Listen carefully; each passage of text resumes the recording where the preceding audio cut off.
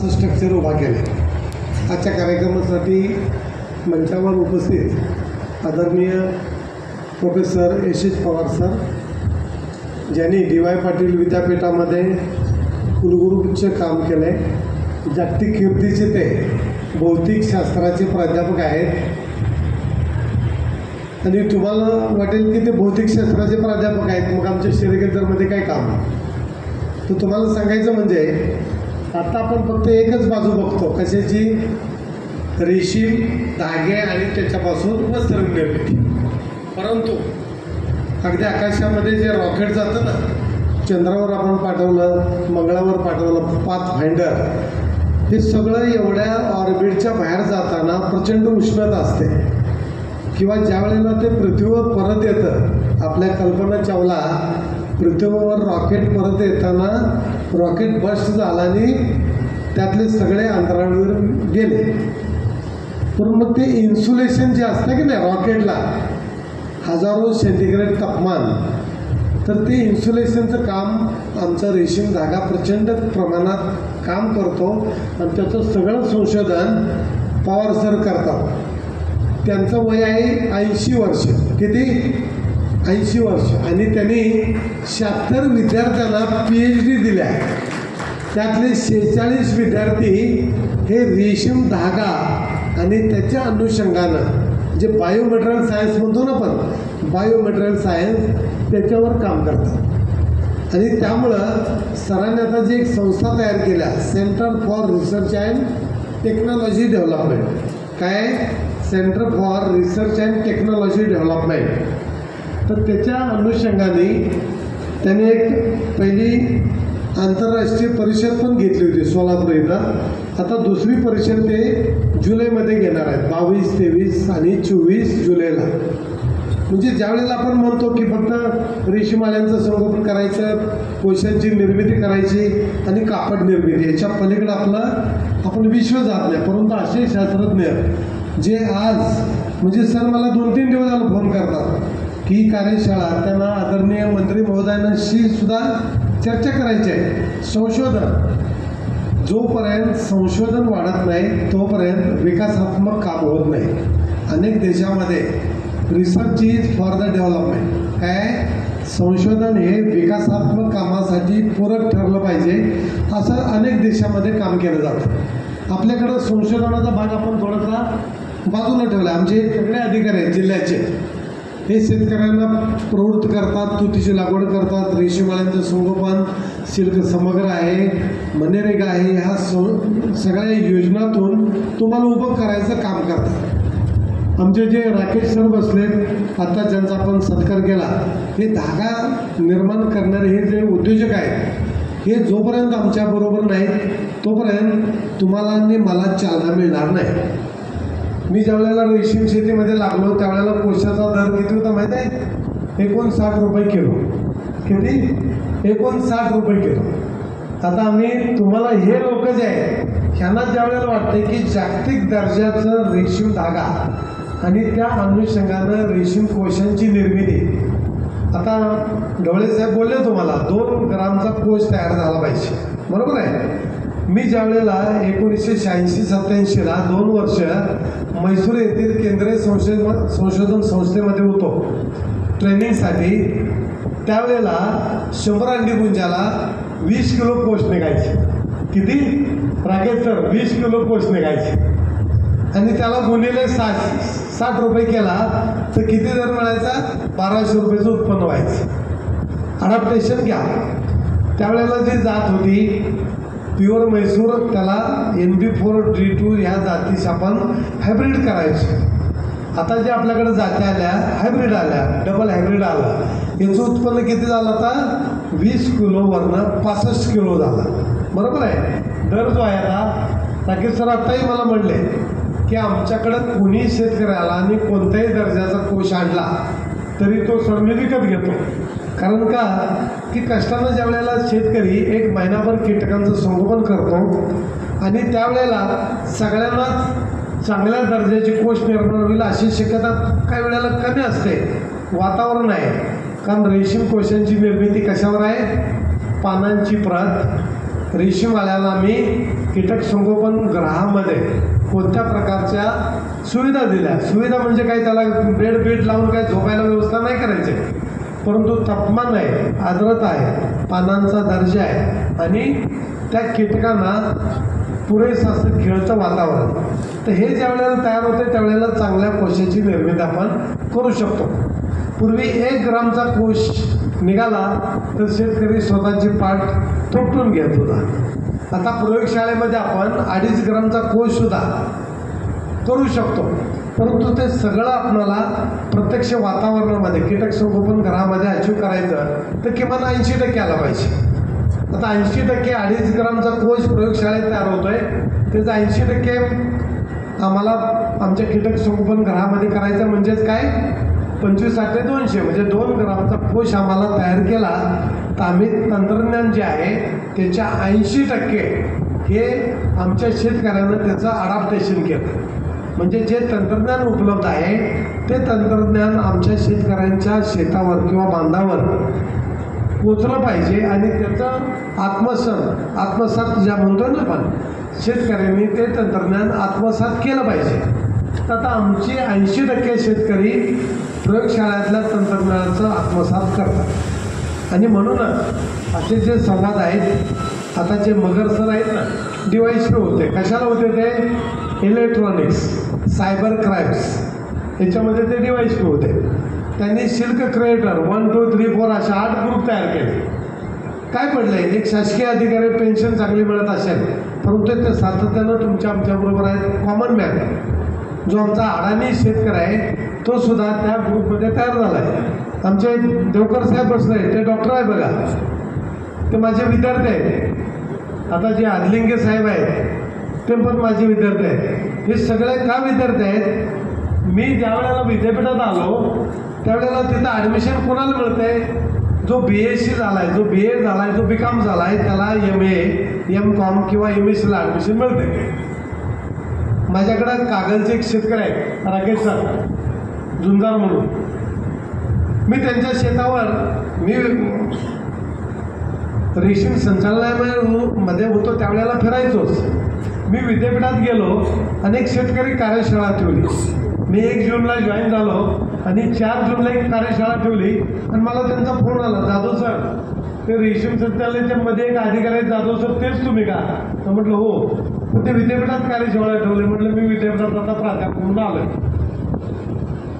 माझ्याकडं अनेक विद्वान प्राध्यापक तर आहेत. ही माझी डिग्री वगैरे पोलीस साहेबांनी ती वाचली काहीतरी, त्यांना आदर वाटला असेल. डिग्री पाहिजे अजिबात नाही.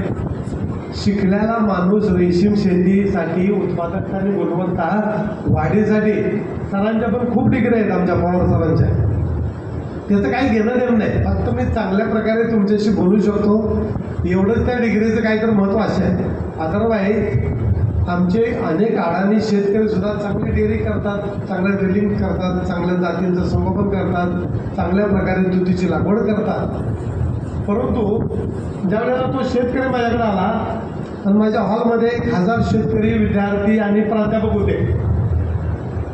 आमचा एक प्राध्यापक ते बोलले, ते आमच्या कुलगुरूंना सांगत होते पवार सर की सर ते काय रेशीम शेतीचं काही खरं नसते म्हणे. आम्ही प्रयोगशाळेत 10 किडे ठेवतो आणि त्यातले 8 मरतात म्हणे, एखादाच जगतो. पण ते भाषण द्यायला बोलल्यावर पण ते तसंच बोलले. ते जुन्नर साहेब आमचा शेतकरी म्हणला, सर जरा मला पण बोलायला द्या. आणि मग ते शेतकरी माझा असा आहे की ते गेल्या 10 वर्ष माझ्या संपर्कात आहे. ते 10,000 शेतकऱ्यांना पण भाषण देत आहे. ते बोलताना शेतकरी एवढं छान भाषण दिलं आणि कुलगुरूंना म्हणले, सर आता जे प्राध्यापक बोलले की नाही की प्रयोगशाळेतले 10 पैकी 8 किडे मरतात, त्यांना माझ्याकडे 1 महिनाभर ट्रेनिंगला पाठवा. मी 5 लाख किडे ठेवतो, किमान 1 लाख माझ्याकडे किडे असतात आणि त्यातले 100ही किडे मरत नाहीत. आमचे कुलगुरू साहेब मला म्हणले, जाधव सर तर तुमचा शेतकरी एवढा कसं काय आत्मविश्वासानं बोलतो की 1 लाख किड्यातले 100 किडे मरत नाही आणि आमचा प्राध्यापक सांगतोय 100तले 80 मरतात. ते म्हटलं सर हे प्रयोगशाळा आणि शेतीचं जे तंत्रज्ञान शेतामध्ये असते त्यातला हा फरक आहे. म्हणजे गॅप आहे आमच्यामध्ये, अडॅप्टेशन गॅप. प्रयोगशाळेतलं तंत्रज्ञान बांधावर जाणं आणि बांधातलं तंत्रज्ञान किंवा समस्या प्रयोगशाळेत येणं आणि मग आमच्या कुलगुरूंना असं वाटलं की याच्यात खूप मोठं काम आहे, फक्त आमचा गॅप आहे. आमच्या शेतकऱ्यांच्याकडे आता जो गॅप आहे आता तंत्रज्ञानाचा, तो गॅप आपल्याला कमी करायचा आहे. आमच्या फुले साहेबांच्याकडं त्यांनी पुस्तक लिहिलं, त्यांच्याकडं नाही. आमचे वराड साहेब आहेत, आता आबा बोलले आपल्याकडं, आमचे सगळे अधिकारी आहेत. ह्या सगळ्यांच्याकडं तंत्रज्ञान आहे. त्याचं फक्त आम्ही काय करायचं आहे, चिंतन आणि मंथन करून त्याचा संवाद वाढवायचा. तुमच्या आणि माझ्यामध्ये ज्या वेळेला संवाद वाढेल त्यावेळेला आम्हाला जागतिक दर्जाचं उत्पादकता आणि गुणवत्ता आपण वाढवू शकतो. आणि ज्या वेळेला कोळशाची चांगली प्रत आहे त्यावेळेला आमचे जे हे रिलर्स आहेत, हे सगळे रिलर्स किती भाव द्यायचा हे शासनाच्या हातात नाही. MSP मिनिमम सपोर्ट प्राईस आमच्या आता किती 180 रुपये का पुढे नाही, minimum MSP minimum support price.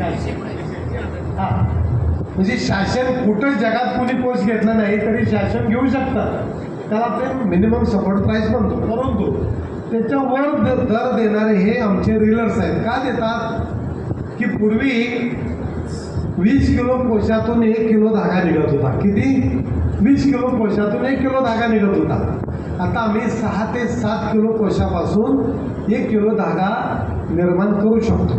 म्हणजे एवढी आमच्या तंत्रज्ञानामध्ये वाढ झाली. आमचे केंद्रीय रेशीम मंडळ जे आहे त्याच्यामध्ये 4000 शास्त्रज्ञ काम करतात आणि अनेक शास्त्रज्ञांनी, आमच्या अनेक गुरुजनांनी त्याच्यामध्ये प्रचंड संशोधन केलं. आणि म्हणून आता आम्ही 20 किंवा 25 किलो कोशापासून 1 किलो धागा बनवण्याच्या ऐवजी 6 ते 7 किलो कोशापासून 1 किलो धागा बनवतोय. म्हणजेच धाग्याची लांबी वाढली, 1 किलो कोशाचं वजन वाढलं, कोशाची शेल रेशो पर्सेंटेज जे आहे, जे पूर्वी 10% शेल रेशो होता तो आता आमचा 24% रेशीमच्या धाग्याची जे प्रमाण आहे कोशामध्ये ते वाढलं. पूर्वी फक्त M5 जात होती. तुम्हाला माहीत नसेल शेतकऱ्यांनो, आपल्याकडं 1299 तुतीच्या जाती आहेत. किती? 1299 जाती आहेत. आणि ह्याचं म्युझियम आहे. म्युझियम म्हणजे मूर्त्यांचं नाही, जिवंत म्युझियम. म्हणजे 1299 जाती जर तुम्हाला पाहिजे असेल, मला ही जात पाहिजे, ती जात आपल्याला केंद्र शासनाची जी संशोधन संस्था आहे जर्म प्लाझम रिसर्च स्टेशन जे होसूरमध्ये आहे, बेंगलोरहून 35 किलोमीटरवर, आपल्याकडं 12 संशोधन संस्था आहेत देशभर, ज्याच्यामध्ये जागतिक दर्जाचं संशोधन आणि विकासात्मक कामं होतात. परंतु पूर्वी जी M5 एक जात होती ती जात आता आपण V1 रिप्लेस केली. तर याचं अडॅप्टेशन गॅप जी होती, पूर्वी 10%च लोक सुधारित जाती वापरायच्या, आता 80% शेतकरी सुधारित जातीचा अवलंब करतात. म्हणजे अजून सुद्धा 20% आपण नवीन जातींचा अवलंब करू शकतो. आपल्या सीझन आहे, रिजन आहे. आमच्या मराठवाड्याचं वातावरण वेगळं आहे, विदर्भाचं वातावरण वेगळं आहे, पश्चिम महाराष्ट्राचं वातावरण वेगळं आहे, कोकणासाठी जाती वेगळीच लागतात. तर ह्या जातींचा जो काही संशोधनाचा काम आहे, जे फील्डमध्ये त्या कशा जाती परफॉर्म करतात. म्हणजे तुतीची V1 जात कोकणात लावली, विदर्भात लावली, मराठवाड्यात लावली आणि तुमच्या खानदेशमध्ये लावली, तर पानांचं उत्पादन पूर्वी फक्त 10 मेट्रिक टन 10,000 किलो पाला एका हेक्टरमध्ये निघत होता. आता आपण 70,000 किलो पाला एका हेक्टरमध्ये तयार करतो. मी क्युबामध्ये जिथं काम करतो, राकेश सर माझ्याबरोबर चायनाचे प्रोफेसर असतात. चायना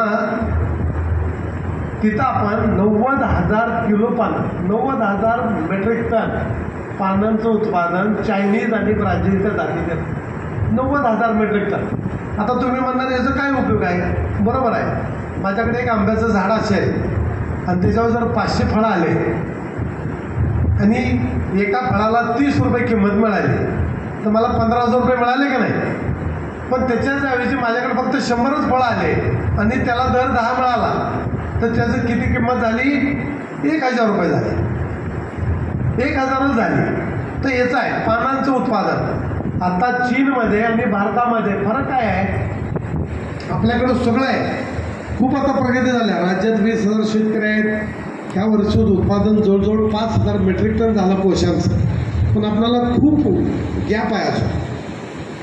चीनमध्ये एका हेक्टरमध्ये सरासरी अंडीपुंजांचं ब्रशिंग 3,000 डेबेलचं होतं. आपल्या देशात किती आहे? 800 फक्त. एका हेक्टरवर ॲव्हरेज 800 अंडीपुंजे जातात. किती? 800 अंडीपुंजे. चीनमध्ये सगळ्यांचं पास आणि नापासांचं गणित काढलं तर 3000 अंडीपुंजे वाटतात एका हेक्टरमध्ये. आपल्याकडे 800 देतोय. आपल्याकडे आहे 2500 अंडीपुंजे घेणारे पण शेतकरी आहेत. पण चीनमध्ये सरासरी कोशांचं उत्पादन एका एकरमध्ये 1200 किलो आहे. आपल्याकडे किती आहे? 250 किलो फक्त सरासरी उत्पादन आहे. मी कशात सांगतोय तुम्हाला? आपल्या देशात 2,93,000 हेक्टर तुतीची लागवड आहे. 2,93,000 हेक्टरची तुतीची लागवड आहे. आणि या सगळ्या शेतकऱ्यांचं गोळाबेरीज काढली, वाटलेली अंडी आणि निर्माण झालेलं कोश याचं गुणोत्तर काढलं तर आमच्याकडे फक्त 250 किलो कोशांचं उत्पादन होते. म्हणजे चायना 1200 किलो काढतोय, आम्ही 250 किलो काढतोय. तर ही गॅप आपल्याला वाढवायची. 2016मध्ये 1,92,000 मेट्रिक टन रॉ सिल्क तयार झालं होतं. राकेश सर, 1,92,000 मेट्रिक टन जगामध्ये कच्च्या धाग्याचं उत्पादन झालं होतं. ह्या वर्षी किती झालंय? 22-23मध्ये फक्त 92,000 मेट्रिक टन झाले. 1,00,000 मेट्रिक टन रॉ सिल्क, त्याला गुणिले आता 10 करा, एवढं कोशांचं उत्पादन कमी आहे. ती गॅप आता तुम्ही आम्ही वाढवू शकतो. किती? किमान 10,00,000 मेट्रिक टन कोश उत्पादन आपल्याला वाढवायला वाव आहे. त्यामुळे असं चिंता करू नका की एवढं शेतकरी आलं ना आमचं काय होईल. 1,92,000 मेट्रिक टनाचं 92,000 ह्या वर्षीचं उत्पादन आहे. फक्त भारत देशात उत्पादन कमी नाही झालं. चीनचं उत्पादन 1,70,000 मेट्रिक टनावरून 50,000 मेट्रिक टन ह्या वर्षीचं उत्पादन आहे. ते मला आता कळालं की 43,000 मेट्रिक टनावर आलं. आमचं उत्पादन आहे 36,285 मेट्रिक टन. भारताचं उत्पादन किती आहे? 36,285 मेट्रिक टन. चीनचं 1,70,000वरून 50,000वर आलं कोरोनामध्ये. आणि आमचं फक्त 34,000पर्यंत खाली आलं होतं. आता पुन्हा आपण वाढलं. म्हणजे आमची सातत्य आहे. पण हे सातत्य आपल्याला वाढवून नंबर 1 व्हायला आता गॅप फार कमी आहे. म्हणजे आपण इमॅजिन करू शकत नव्हतो. चंद्र आणि पृथ्वीचं जेवढं अंतर आहे ना, एवढं अंतर चीन आणि भारत देशामध्ये होतं उत्पादकतामध्ये आणि गुणवत्तेमध्ये.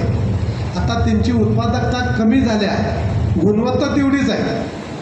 आमच्याकडं ग्रेडलेस सिल्क होतं, बी ग्रेडचं सिल्क होतं, आता ए ग्रेडवर आलं. पण चायनाचं जे मे 2023ला क्युबाला 15 दिवस होतो. माझ्यावर चायनीजचे प्रोफेसर एक टीम असते, त्यांच्याकडे A5 सिल्क ग्रेडचा आहे. A5. आम्ही A4 A3 अजून लांब आहे. पण सध्या आम्ही एमध्ये आलो. आता आम्हाला A1मध्ये जायचं आहे. A2 A3 A4 आणि A5 अजून आपल्याकडे झालं नाही. कारण ब्रीड्स रेशीम आळ्यांच्या ज्या जाती आहेत ना, आमच्याकडे 466 ब्रीड्स आहेत. किती? 466. महाराष्ट्रातले शेतकरी कोणतं ब्रीड घेते? कोणतं घेते? डबल हायब्रिड FC1 FC2 एकच ब्रीड घेते. किती? अहो 466 आयटम खायला ठेवलेत, त्यातला एकच आयटम खातोय. मग आमची प्रगती कुठं होणार? कारण कोकणातलं वातावरण वेगळं आहे, मराठवाड्यातलं वातावरण वेगळं आहे, विदर्भाचं वेगळं आहे, सीझन वेगळं आहे. उन्हाळा, पावसाळा, हिवाळा. प्रत्येक वेळेला फक्त लस्सी पेत बसला तर जमेल का? उन्हाळ्यात लस्सी फक्त पेते विदर्भात, कोकणात लस्सी प्याला तर त्याला सर्दी होते. ह्या सगळ्या जातींचा ह्याचा आम्ही अवलंब करायला खूप मोठं काम आहे. आणि त्यामुळे आता आदरणीय दादांनी आपल्याला औरंगाबादला रेशीम प्रशिक्षण संस्था निर्माण केल्या. त्यासाठी फंड्स मिळाले. मी परवाच त्यांना पाठवलं व्हॉट्सअपवर निरोप की त्याला नाव देऊन टाका रेशीम संशोधन आणि प्रशिक्षण संस्था. आणि त्यालाही नाव लिहा महाराष्ट्र रेशीम संशोधन आणि विकास संस्था. OHD साहेबांना पाठवलं. OHD साहेबांनी मला सांगितलं सर काही सूचना सांगा. कारण का आंध्र प्रदेशमध्ये आहे, Andhra Pradesh state sericulture research and development institute. कर्नाटकामध्ये आहे, Karnataka state sericulture research and development institute. मी सुद्धा हा प्रस्ताव आम्ही 91 ते 94 मी पुण्याला संशोधन संस्थेमध्ये होतो त्यावेळेला आम्ही पाठवलं होतं. त्याची बिल्डिंग बांधली, ती आता फुले साहेब बसतात, त्या बिल्डिंगचंच नाव होतं Maharashtra state sericulture research and development institute. ते रिसर्च पण शब्द गेला, डेव्हलपमेंट पण गेला, फक्त आता विस्तार संस्था आहे.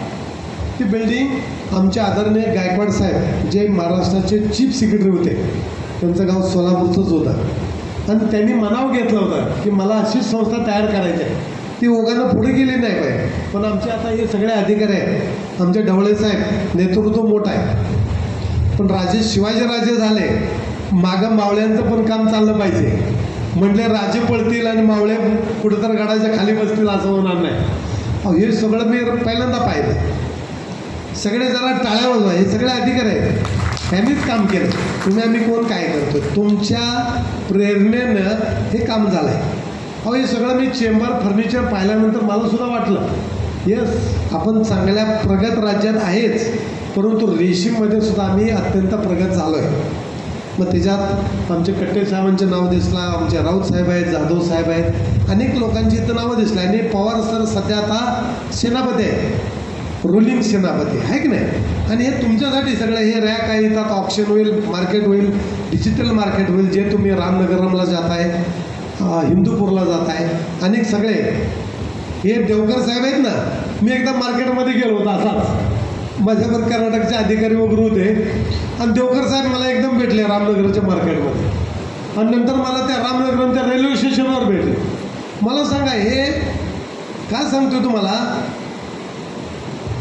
हे सगळं शिकायला काय लागत नाही, हे प्रवास करते सगळे कोरोनामध्ये करतात.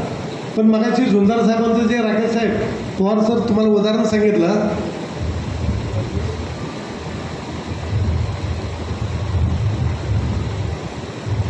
तर ज्या वेळेला मी त्या झुंजार साहेबांच्या शेतावर गेले, तर मी म्हटलं झुंजार साहेब तुम्ही काय झाला आहे, नवनाथ साहेब बसलेतच. ते म्हटलं सर मी 6वी शिकलो आहे, मला विद्यापीठात ॲडमिशन देणार का, प्रवेश. आता मला किती गंभीर प्रश्न पडला. ते म्हटलं तुम्ही परदेशातले लोक आणताय, देशातले लोक आणताय, मंत्र्यांना आणताय, कुलगुरूंना आणताय, सगळ्यांना आणताय, पण सर मी शिकलोय 6वी, आणि मला त्यांच्या पुढे उभं राहायचं म्हणजे मला कमीपणा वाटतंय. मला मस्त नॉलेज आहे हो, 10,000 लोकांना मी भाषण देतो, तंत्रज्ञान देतो, पण माझं शिक्षण विचारलं तर मला गडबड होते की. तुम्हाला सांगायचं सगळ्या शेतकऱ्यांनो, मी विद्यापीठात आलो आणि याच्यावर वर्षभर लई चिंतन मंथन केलं, आणि मी म्हटलं माझा शेतकरी जो 6वी नापास आहे त्याला विद्यापीठात कसं ॲडमिशन देता येईल, तर त्याच्या दृष्टीनं मी प्रयत्न करायला लागलो. पहिल्यांदा मला सगळ्यात वेळेत काढलं सगळ्या लोकांनी, म्हटलं हा शासनाचा माणूस आला आणि आता हा विद्यापीठात म्हणायला लागलाय 6वी नापास शेतकऱ्याला ॲडमिशन देणार. पण मला सगळ्यांनी सपोर्ट केला, कुलगुरू साहेबांनी वगैरे. आम्ही 1-2 वर्ष घालवले, आणि मग आम्ही एक काढून टाकला, काय डिप्लोमा इन सेरिकल्चर, रेशीमशास्त्र पदविका. काय केलं, रेशीमशास्त्र पदविका. आता हे नापास आमचे 6वी 7वी 8वी, मी म्हणतोय पहिली नापास असू दे, तो माझ्यासाठी आदरणीय शेतकरी आहे. पण माझे अनेक शेतकरी आहेत ते ग्रॅज्युएट पण आहेत, MTech आहेत, BTech आहेत, BS ॲग्रिकल्चर आहेत, मग त्यांना डिप्लोमा देऊन चालणार नाही ना. त्यांना मी PGDS काढला. मला ढवळे साहेब म्हणले सर आमचे आता शिकलेले शेतकरी 25-30% आहेत. सरांना म्हटलं काय नाही, त्यांना PGDS काढतो, काय post graduate diploma in sericulture, आणि तो इंग्लिशमध्ये राहील. काय झालं, आमचा जो 10वी नापास आणि त्याच्या खालचा शेतकरी आहे त्याला मराठीमध्ये डिप्लोमा इन सेरिकल्चर, आणि जो शिकलाय आमचा ॲडव्हान्स शेतकरी आहे, आता आमचे आले ना तू आणि ती, आमच्या ताई आणि ते बसलेत, आले होते माझ्याकडे 1-2 वेळा.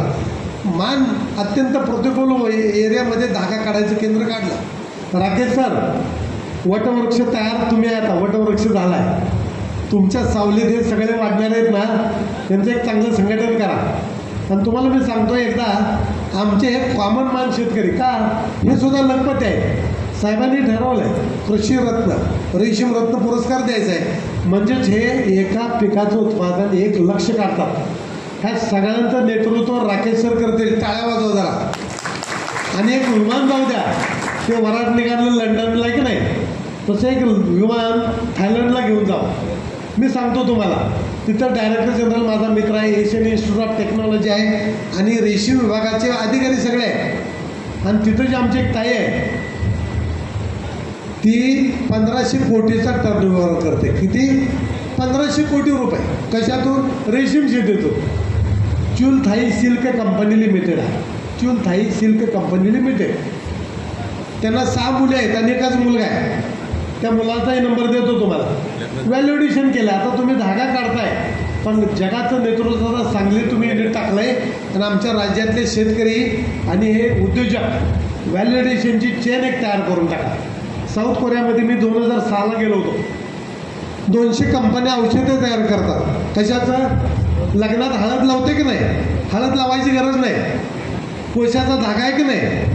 त्या धाग्याची पावडर केली जाते आणि ती पावडर अंगाला लावायची. मग आमच्या कोशाला भाव तुम्ही जास्त द्याल ना.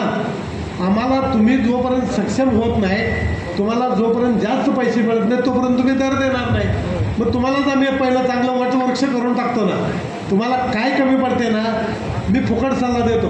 मी कुणाचं चहा पाणी मागत नाही. मी अनेक देशाला जातो, त्याला मी सांगतो मला जाणं येणं जेवायला घाला.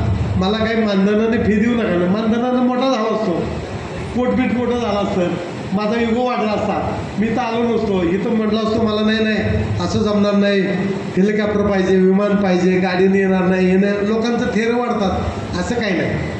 त्यामुळं तुमची भूमिका फार महत्त्वाची आहे. तुम्ही आला आणि तुमच्या सगळ्यांसाठी एकदा टाळ्या वाजवा जरा. एनर्जी पाहिजे ना. अहो हे स्टेज भरलं नसतं तर काय झालं असतं? ढवळे साहेबांना मी म्हटलं तुम्ही सोलापूरला कधी उद्या आज पोहोचताय का? अहो सर म्हटले मी रविवारीच आलो. मला सांगा, सेनापती जर युद्ध जिंकायचं आहे आणि तो 4 दिवस अगोदर जर बॉर्डरवर आला तर युद्ध जिंकलं जाणार आहे ना. मग सेनापतीवर आमचे सगळे कॅप्टन आहेत, हे सुद्धा अगोदरच आलेत. मी आता दुसऱ्या भूमिकेत गेलोय. मी एका कृषी महाविद्यालयाचा प्राचार्य झालो. माझ्याकडे CETचा निकाल लागला. मला आता मोठा व्याप आहे. माझ्याकडे 700 स्टुडंट आहेत. College of agriculture, college of horticulture. आता मी सेरिकल्चरचा एक कोर्स होतो. आता माझ्याकडे अनेक मॉड्यूल्स आहेत. माझ्याकडे 5-50 प्राध्यापक आहेत, IIT आहेत, PhD आहेत, गोल्ड मेडलिस्ट आहेत. त्यांचं मला नेतृत्व लीड करायचं. आणि तुमच्यासारख्या 1000 शेतकऱ्यांना माझं कॉलेजमध्ये प्रत्येक तंत्रज्ञान हे आदर्श असेल असं तुम्हाला आता मला मोठं करायचं आहे. मी रात्री आबानं म्हटलं, ते तुमच्याकडे ते बकऱ्या आहेत ना, आबा माझे मित्र आहेत. त्यांचे भाऊ माझ्यावर HOD होते स्टॅटचे शिवाजी विद्यापीठात. आबांनी पण MSCला ॲडमिशन घेतलं होतं. सरकारी नोकरी लागली, इंजिनियर झाले आणि MSC सोडून दिले. मग आबांना पण ॲडमिशन देऊन टाकलं मी. आबांना सुद्धा PGDSला ॲडमिशन दिलं. राकेश सर माझ्याकडं 200 लोकांनी डिप्लोमा केला, 200 लोकांनी PGDS केला. त्यातले 90% लोकांचे स्वतःचे आता उद्योग सुरू आहे. मग MSC PhD डिग्री देण्यापेक्षा आमचे हे 5वी-6वी शिकलेले शेतकरी आता लखपती आहेत. हे चॉकी केंद्र आहेत ना, राज्यात आता 140 झाले का ढवळे साहेब? 160. त्यातले 140 आहेत ना, हे सगळे विद्यार्थी आहेत माझे. आणि धागा काढणारे पण सगळे विद्यार्थी झाले. जो MSC ॲग्रिकल्चर आहे त्याला PGDSला घ्यायला लावलं आणि सगळ्यांना सांगितलं धागा काढायची केंद्र काढा. आता ते तुमचे कॅडर झाले ना. आमचं ते हे चाचा कुठून आलंय? मोहोळ. आता ते बघ काय धागा काढायचं केंद्र वगैरे आहे का? रेशीम करते. ठीक आहे, मी काय तुम्हाला मान्य हे करतो. अहो जगामध्ये टाळ्या वाजवा जरा त्याच्यासाठी. जगामध्ये रेशीम निर्माण करणारा समाज वेगळा आणि रेशीम धाग्यावर प्रक्रिया आणि त्याला जगातल्या प्रत्येक माणसाकडं कापडाच्या स्वरूपात पोचवणारा समाज हा आहे. आणि त्यामुळं मी समाजाचा अजिबात बंधनं ठेवलं नाही. जात धर्म या जगात कुठेही नाही. हे तुमच्या आमच्यात सुद्धा नाही. पण ते कुठं तयार होतं मला माहीत नाही. परंतु जगात मी कुठं गेलं की नाही, ही लोक मला भेटले की मी म्हणतो हे आता रेशीमला एकदम टॉपवर देते. अहो किती धागा काढायचं केंद्र घाण असू दे, काय असू दे, ते धागा काढायचं काम करू शकते. तुम्ही आम्ही ते करत नाही. त्याला त्या लाईनवर आणतात. आणि जोपर्यंत धाग्यावर कोशावर प्रक्रिया होत नाही तोपर्यंत तुमची माझी प्रगती होणार नाही. नुसतं किती क्षेत्र वाढलं. साहेब म्हणले आता 20,000 एकर तुतीची लागवड आहे, 20,000 शेतकरी आहेत, परंतु त्यांची उत्पादकता गुणवत्ता वाढली नाही. ती वाढवायची आहे. जरी आता आम्हाला वाटलं फार आम्ही प्रगती केली नाही, ज्या वेळेला मी विश्लेषण करतो ना जगाचं, राज्याचं आणि राज्याच्या मध्ये आणि मग आमच्या शेतकऱ्यामध्ये, तर मी तुम्हाला सांगेल आता सुद्धा अजून आपल्याला 23 किलो तुतीची पानं खायला घातल्यावर 1 किलो कोशाची निर्मिती होते. किती? 23 किलो तुतीची पानं खाल्ल्यानंतर 1 किलो रेशीम कोश तयार होतात. चीनमध्ये अडाणी शेतकरी सुद्धा 14 किलो पानातून 1 किलो रेशीम कोशाची निर्मिती करतो. किती? 14 किलो पानं. मग आता मी जे तुम्हाला गणित सांगितलं, समजा 1 एकर तुतीमध्ये 20,000 किलो पानं तयार केली, भागिले 14 करा, किती किलो कोश तयार होत आहे? किती होणार? किमान 1600 किलो कोश तयार होणार. किती? 1600. आमचं चांगलं जे आता हे नवनाथ साहेब आहे ना, चौकी बिकी करते, हे प्रगतशील शेतकरी आहे सगळे, ते आमचे आदलिंगे साहेब माझं स्टुडंट आहे डिप्लोमाचं. समजा तुम्ही 25,000 किलो पानांचं उत्पादन केलं एका एकरमध्ये, भागिले 14 किलो, किती कोश होणार आहेत? जवळजवळ 1600 ते 1800 किलो कोश. आणि गुणिले फक्त 400 रुपये किलो आवरेज दर धरला तर 18×72 किती झालं? 7 लाख रुपये. कशाचे झाले? कोशांचे. म्हणजे income is sky is a limit. आबळच आहे. कुठल्या पिकात मिळते हो? मी माझा ऊस लावला होता यंदा. मी शेती काही करत नव्हतो, बाहेर इकडे तिकडे फिरायचो, वाट्या करायला ऊस दिला. परवा त्याला विचारलं, बाबा आपलं किती ऊस गेला? तर गेला की म्हणजे 11 टन. किती? 1.5 एकरमध्ये. आता काय डोकं फोडायचं का? आणि 11 टनाचा अजून पैसेच मिळाले नाही. आता केव्हा कारखाना देणार आहे, कोणाचा कारखाना आहे मला काय माहिती नाही. आता तो 3,000 समजा दिला, किती झालं? 33,000 रुपये झाले. आणि त्याला म्हटलं खर्च झाला. सर म्हटलं 40,000 रुपये खर्च झाला आहे, खत पाणी मजुरी. म्हटलं अजून 7,000 रुपये माझेच देतो, पैसेच देऊ नको मला, काय तुझं तू ऊस बघून घे. मी सांगतो लई पैसे कमवू नका, 2 लाख रुपये तर कमवा, 7 लाखाचं सोडून द्या. काही 2 लाखाची तयारी ठेवा. नापास होतोय 50%चाच विद्यार्थी आहे, 1 लाख रुपये मिळाले, 1 एकर शेतीमध्ये 1 लाख रुपये मिळाले तर गणित चुकीचं आहे का? अजिबात नाही. आणि सावलीमध्ये कष्टात नाही ना, सावलीमध्ये पिका. आणि आमच्या ह्या ताई एवढ्या आले, आमच्या आजीबाई तिथे एक आले. अहो हे उत्पन्न एवढं आम्हाला वाढवायचं असेल तर मला सांगा, रोजगाराच्या संधी किती मोठ्या प्रमाणात आहे. त्यामुळे जगामध्ये प्रचंड स्कोप आहे. अजून आपण कीड रोग खतांचा डोस किती देतो,